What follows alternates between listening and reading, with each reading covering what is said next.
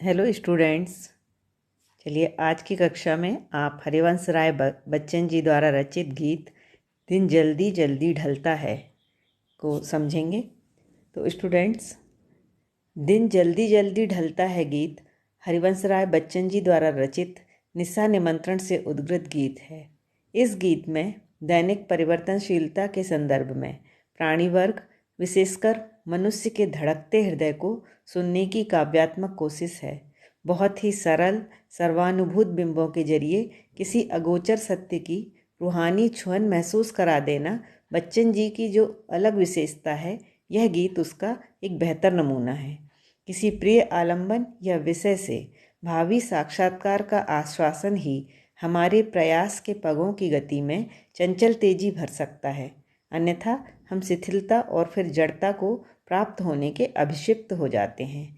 गीत इस बड़े सत्य के साथ साथ समय गुजरते जाने के एहसास में लक्ष्य प्राप्ति के लिए कुछ कर गुजरने का जज्बा भी लिए हुए है।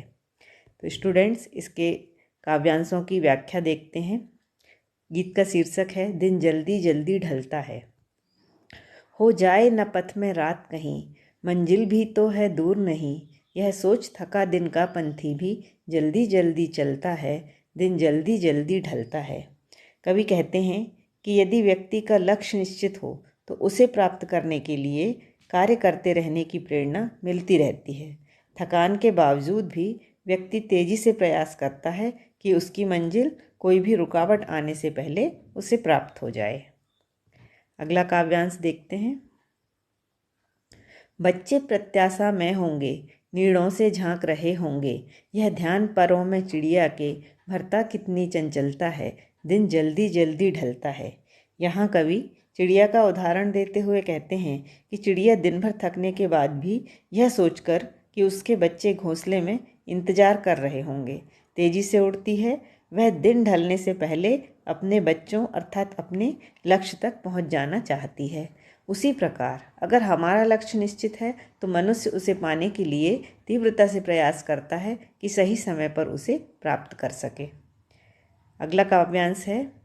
मुझसे मिलने को कौन विकल, मैं होऊं किसके हित चंचल, यह प्रश्न शिथिल करता पद को भरता उर में विहलता है, दिन जल्दी जल्दी ढलता है।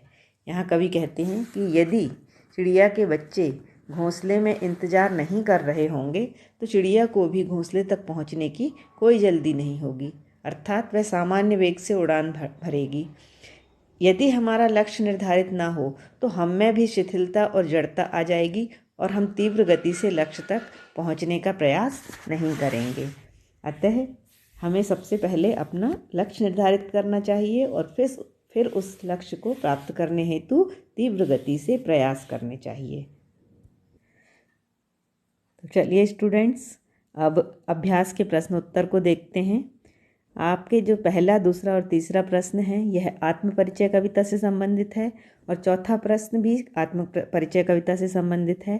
पांचवें प्रश्न को देखते हैं। बच्चे किस बात की आशा में नीड़ों से झांक रहे होंगे।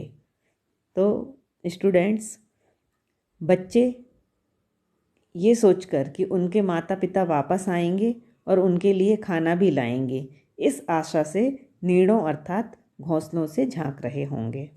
अगला प्रश्न है। दिन जल्दी जल्दी ढलता है कि आवृत्ति से कविता की किस विशेषता का पता चलता है। तो स्टूडेंट्स, दिन जल्दी जल्दी ढलता है इसकी आवृत्ति से हमें यह पता चलता है कि समय गतिमान है, अतः हमें अपना लक्ष्य निर्धारित कर तीव्र गति से उसे प्राप्त करने हेतु प्रयास करना चाहिए। स्टूडेंट, आशा है कि आपको ये कविता और उसके प्रश्नोत्तर समझ में आए होंगे। बहुत बहुत धन्यवाद।